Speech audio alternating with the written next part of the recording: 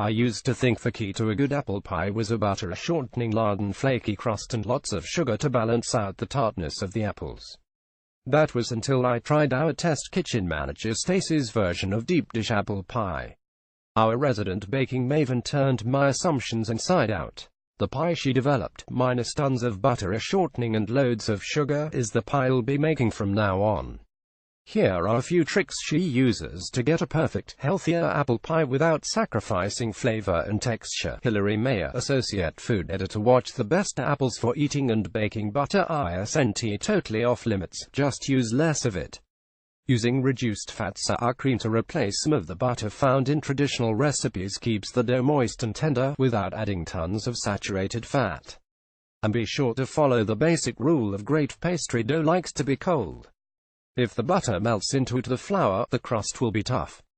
So always use chilled butter and ice-cold water. Work the dough with a light hand, and let the dough chill before rolling it out. There's a fine balance between making your pie crust healthy and making your pie crust taste like cardboard. The results can be less than appetizing if you use all whole wheat flour, but a mix of traditional all-purpose and whole wheat pastry flour does the trick. The pastry flour adds fiber, but keeps the texture tender, and by blending it with all-purpose you get a less wheaty taste. Must read step-by-step photos to make tender, flaky pie crust. And speaking of apples, use plenty of them. Apple pie should taste good, but not feel like mush in your mouth. A mix of McIntosh and Granny Smith does the trick. The McIntosh add a nice tangy flavor while the Granny Smith also taste good, but break down less when they cook, giving the filling a more toothsome texture. Why drown delicious apples in sugar? Cooking down a portion of the apples for the filling is a tip that does double duty.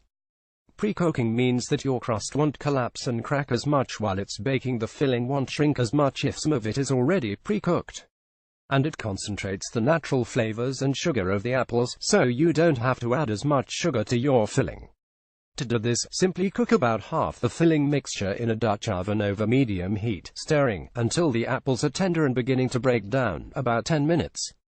Remove from the heat, stir in the remaining uncooked apple mixture, and let cool before adding it to your crust.